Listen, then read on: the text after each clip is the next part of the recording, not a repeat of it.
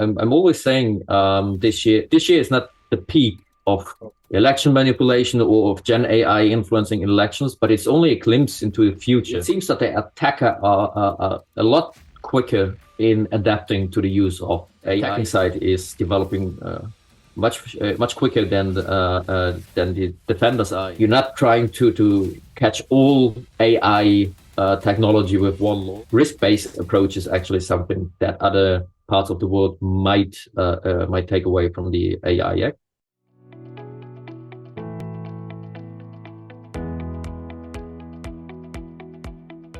Welcome to the second episode of Disrupting AI, Experts Insights. Today, we uncover how AI is transforming elections worldwide, diving into the rise of information and the power of deepfake technology.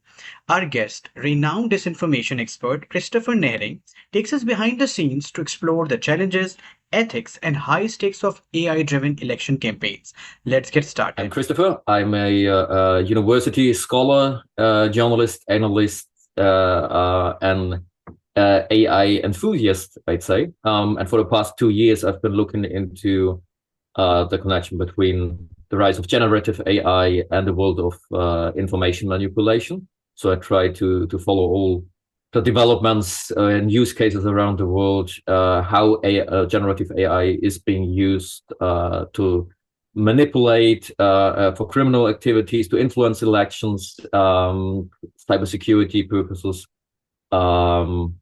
This is what I'm doing. All right. So starting from the disinformation and deepfakes, how have deepfakes and AI-generated media evolved as a threat to election integrity, especially regarding political ads and robocalls? Mm-hmm. Well, it's sort of a tricky question. It sounds easy because deepfakes are being used for lots and lots of ways to influence elections. But it sort of develops differently from what we expected last year. Last year, for example, the big scare was about there will be a single convincing last-minute deepfake that will turn the election around just one day before election day, which has not happened on a global scale. In none of all the global elections this year did a single fake or even a deepfake as such have a significant influence on the last results of the election, particularly compared to the last polls before election day. So it's not so much about deepfakes or AI disinformation turning the election around last minute. But what we can see is, particularly with the U.S. election, that it is the quantity of deepfakes, that is 1,000 deepfakes being spread over weeks and months, that are successful in shaping public perception, in smearing candidates, in visualizing certain particularly negative narratives and framings of candidates, policy issues, parties, and such. We've also seen, for example, in the Indian election this year, that the enhancing component of generative AI, that is using it for automatization of robocalls, for example, which one on its own is not super convincing or a super dangerous weapon. But if you put 50 million out there, you can reach a lot of people easier and cheaper than we used to. And of course, the translation component of generative AI is also something that's been used all over the world, particularly in countries that have more than one official language for elections, which used to be a lot of work reaching different language groups in one country or one region. But generative AI has made it easy. You can do that now with the press of a button, and also you can do that in all sorts of media. Video, audio, and text. So this has become a lot easier, and this is also where we're seeing a lot more of it. Makes sense. Agreed. Can you share insights from your work on the DeepFake project and how deepfake detection technology might play a role in identifying and countering such disinformation in real time during elections? Well, the real time detection is something there's a lot of focus on, particularly due to the big fear and scare last year that a last minute deepfake will significantly influence the election. Well, perhaps with the exception of the US and a couple of other institutions worldwide, the real-time detection of deepfakes is still in its infancy. There are a couple of softwares around, but nothing like a global standard or even national standards in the US, in other countries as well, as to how to evaluate these softwares, which is an official one that is being used by the state authorities, etc. And even in the big Western countries, for example, there is no such thing as an institutionalized deepfake detection software for the all the institutions that are involved in the election infrastructure, like the local local institutions. So this is something we will see during the next years, but it's not yet institutionalized. And with the technological part of it, the deepfake detection, it's that the software, it will of course get better. Still not where it should be. But the technological side of it is only one part. I mean, a software can tell you eventually whether a piece of content is likely to be generated with AI, but it doesn't give a human's advice on how to react to it, or it does not automatically remove it, or it doesn't tell us so far anything about context of that the content then. That is, not only is it generated with AI, but is it a piece of disinformation? Is it propaganda? Is it genuine political campaigning? And we'll also see, as more and more AI applications are automatically integrated in all our communication systems, in mobile phones, in cameras, in our video call, video conference applications like Zoom, Teams, all of them already have AI built into it. Yeah. So of course, AI detection software will tell you that there's some AI involved. For example, if you look at my background, that's AI generated. Yes. But it doesn't tell you whether this is a manipulative piece of content or not. So the detection also is still in its infancy. We will see it evolving, and we should not count on detection software alone, but we need to train the humans that are involved, particularly in elections, like election officials, state authorities, but also voters, campaigners, everybody, about what AI content is, about current rules of what is legitimate use of AI in elections and what is illegitimate, about how to react to disinformation manipulation attacks using Gen AI, or even also without Gen AI. Yeah, but this will be. Yeah, I agree. Yeah. We still have more room for improvement, and of course, for the technologies to be in the nature or maybe in the position that they should be. When it comes to deepfake detection. So talking about the narrative warfare and manipulation of voter behavior, what role do you see AI playing in narrative manipulation of voters, particularly through targeted misinformation campaigns? How might AI-generated content influence voter perception and engagement in 2024? Because we have like Gen Z, and we have like all the tools available, and it's very easy to target them, especially using AI tools.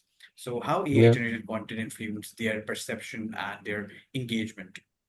Well, so far, what we see is not that it has changed the game of influencing voter behavior or of reaching audiences altogether, but it's at the moment it remains an enhancement. That is, Gen AI makes it a lot easier to customize certain narratives for certain target groups, to have larger quantities of content out there, of visualizing content, for example. This is just, it's nothing new in itself of visualizing a certain narrative, but it's a lot easier and a lot faster. For example, in the U.S. election, the flying bird that the Trump team invented of Comrade Kamala, it only took like 2 or 3 hours until social media was flooded by AI-generated image of what Kamala Harris would look like in a communist uniform or communist setting. So this sort of, which might be part of it, resembles mimification, but this has become so much easier and so much more widespread. This is something we can see. I already mentioned the translation function, which makes it easier to reach more target groups with less effort and less resources. Of course, you can, if you use or train a Gen AI, particularly in LLM, specifically for that purposes, you can use large amounts of data on certain target groups to customize your narratives, to train them, also to run like conversations to check out where your weak spots, where you would need to work on the narratives, etc. So this is what we're seeing so far. It's still how to put it, even in the US election, which is probably the most advanced use of Gen AI in elections, it has not replaced what we used to have in the campaigning altogether, but it enhances what humans did without Gen AI during the last elections. So it will probably be the next elections. I'm always saying this year is not the peak of election manipulation or of Gen AI influencing elections, but it's only a glimpse into the future.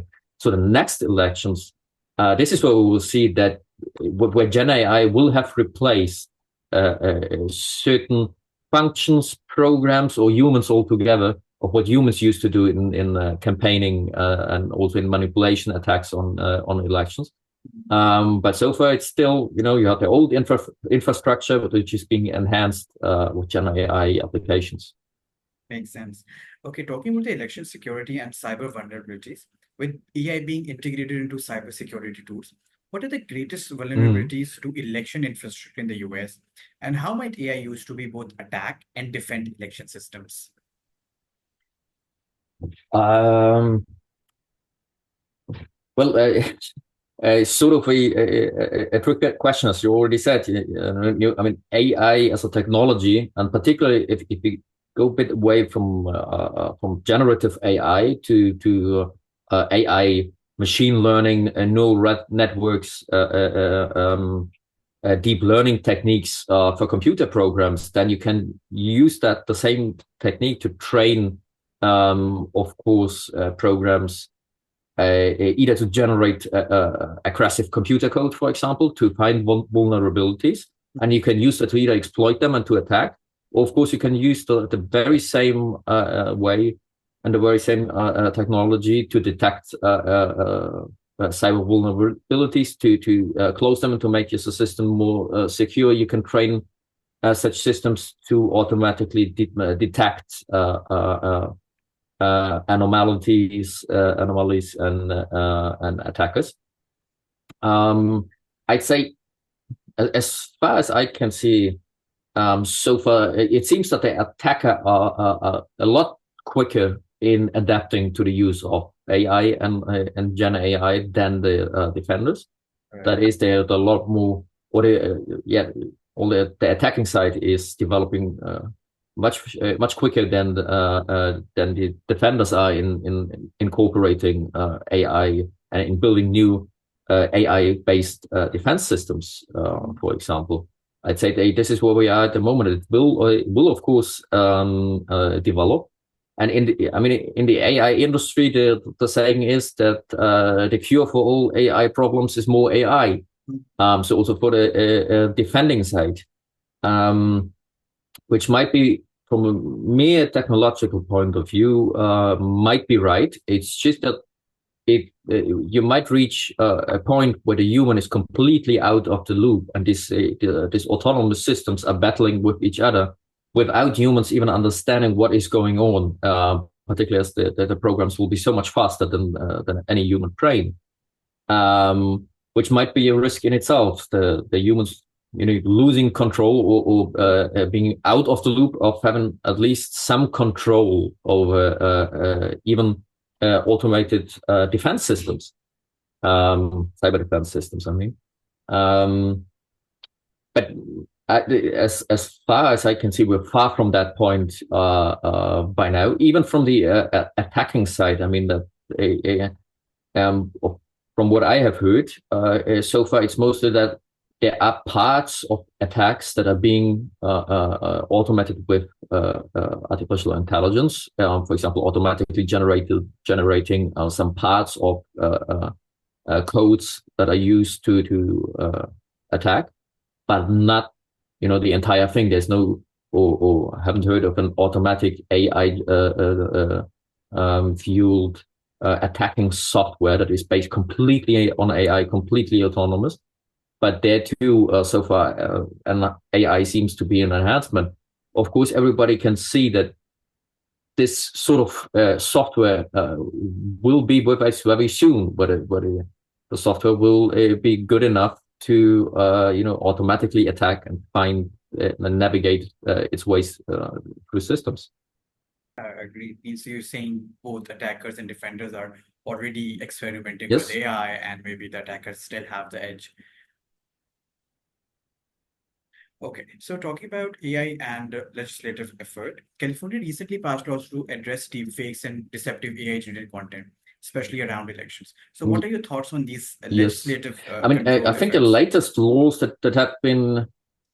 Okay, go ahead. Yes. Concerning legislation, I think California was the latest example of states, in that case, below the national level, have passed deepfake related legislation. I think in California was 5 to 7 laws, 2 of which did not pass anyway.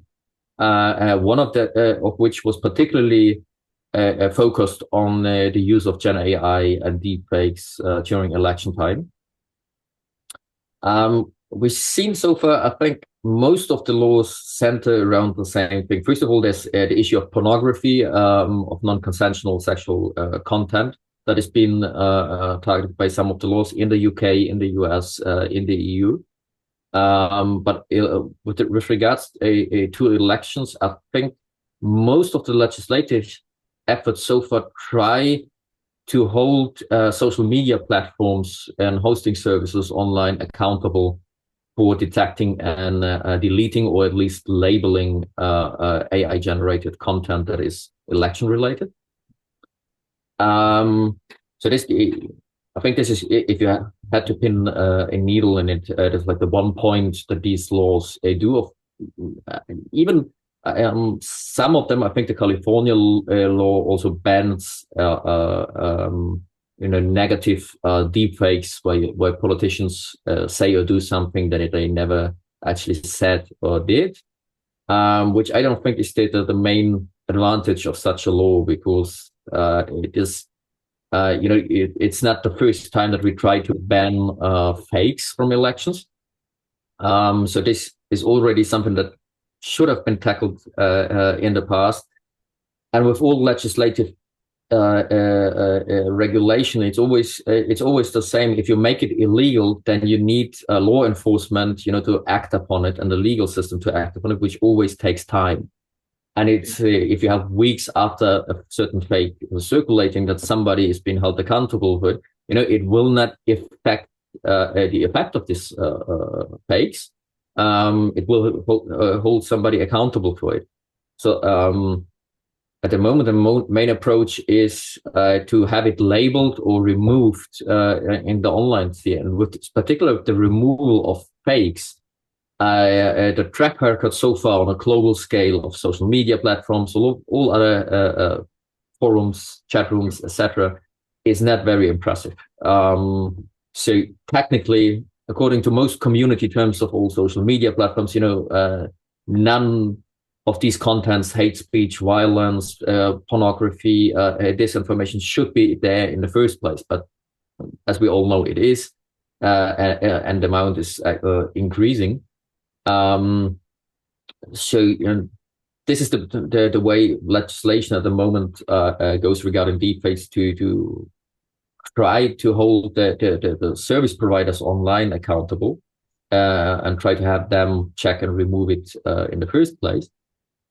There are a couple of let's say initiatives, particularly in the US, of what a deepfake technology is such. So the companies that produce Gen AI software that is able to produce such deepfakes should be regulated. That is, they should build in by default security mechanisms that would not allow the generation of certain kinds of content. Which I don't think will happen. There's already a movement trying to make this into a freedom of speech issue. Yeah. So there are a couple of let's say voluntarily established mechanisms of some of the technology manufacturing companies that do not allow for certain users of the technology. For example, if you try to use a voice clone of Donald Trump with 11 Labs, would not work anymore during this year, but it will work with basically any other politician on the planet if it's not a US politician. So it's more of a local thing, and this is not due to legal regulation. It's just something they voluntarily do. But most, particularly of the US-based AI companies, they have a narrow focus on the US election. So they try not to have ChatGPT write any article about the election or the candidates in the US. But of course, they will do so in Africa, Latin America, Asia, or wherever, because these are not part of the filtering system. So this is where we are at the moment. Yeah, I agree. We need more and more regulations. Like actually, we need to have more. Right. Yeah, definitely. So talking about the EU AI Act, how will it be addressing AI-driven election risk, and could it serve as a model for US regulation?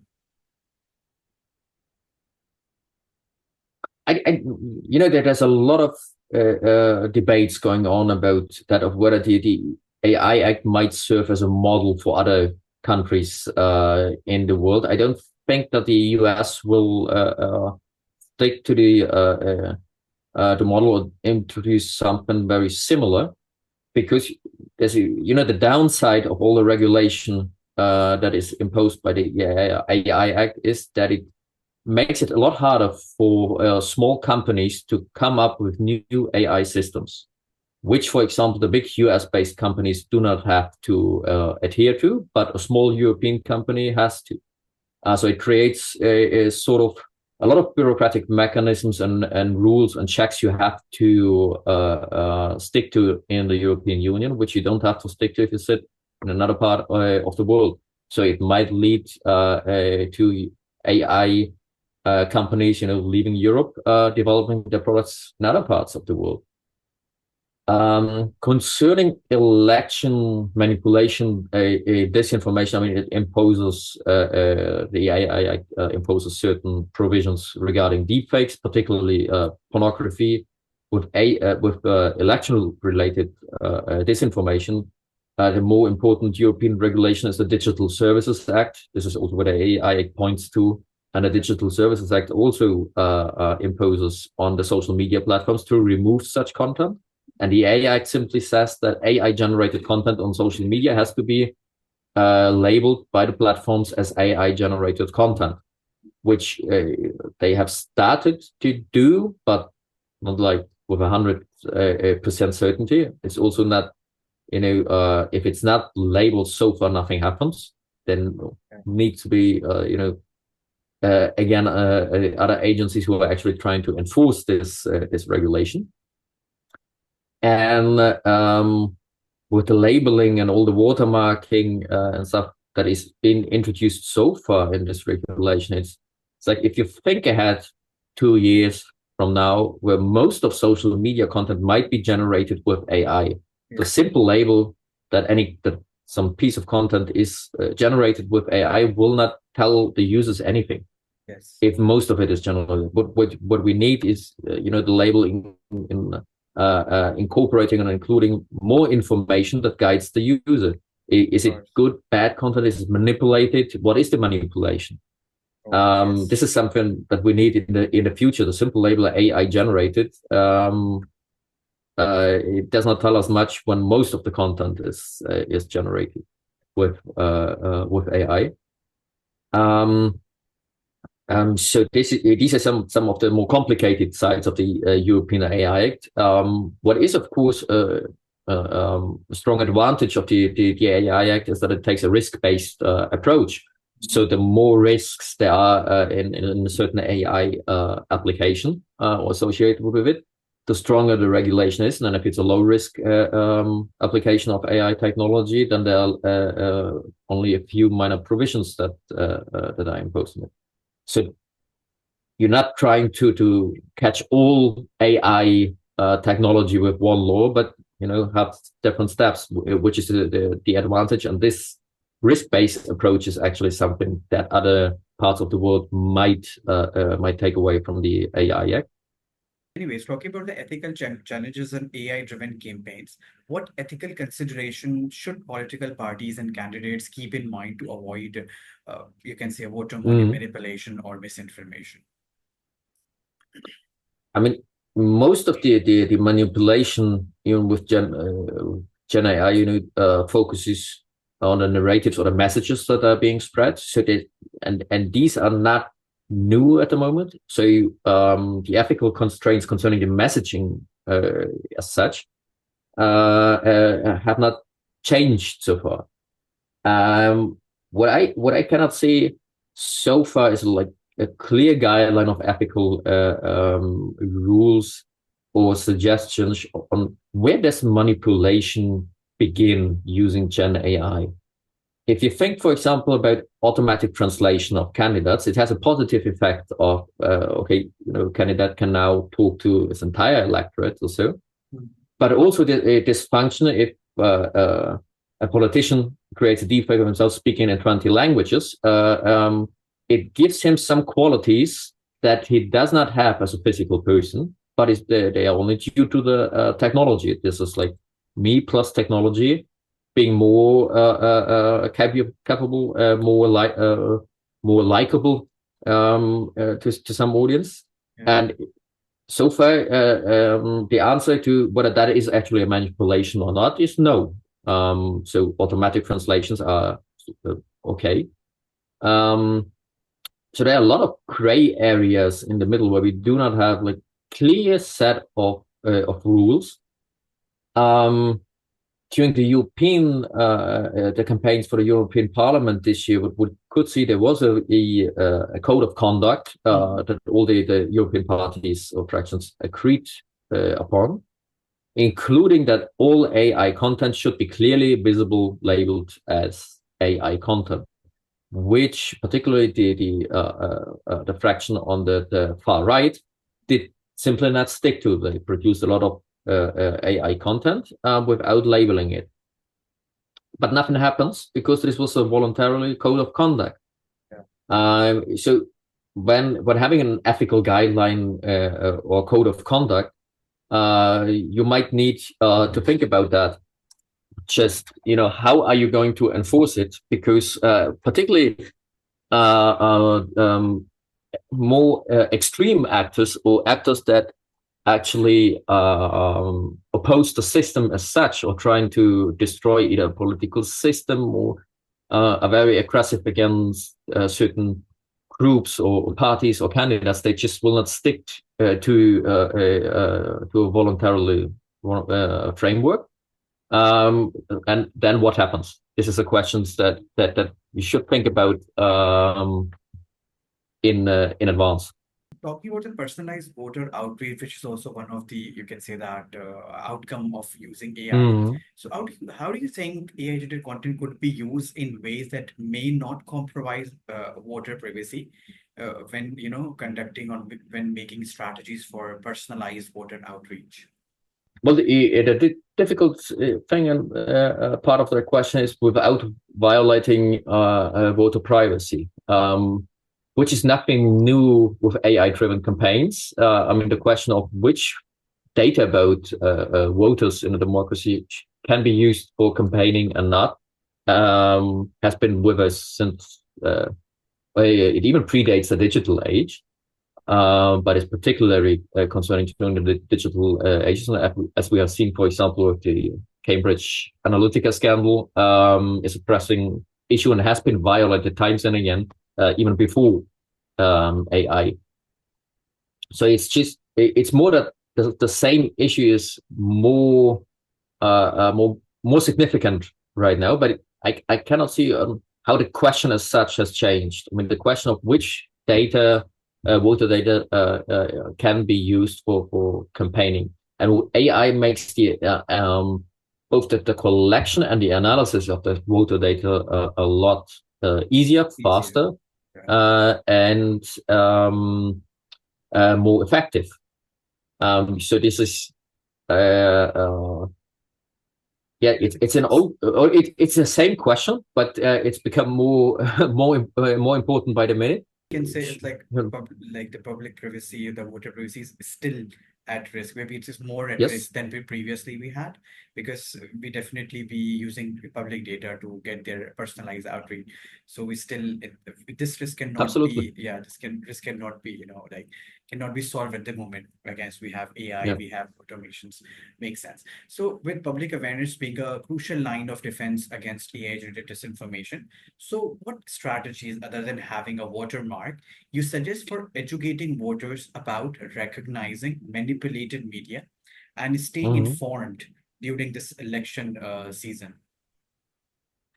Well, there are a lot of aspects to the question. For example, you can also use generative AI for creating voter information, quality voter information, make information about candidates, programs, parties, the election infrastructure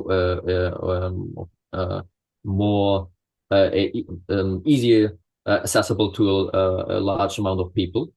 To have, for example, voters chatting with the program of a certain candidate, party, whatever, and makes Gen AI also can contribute to having voters better informed.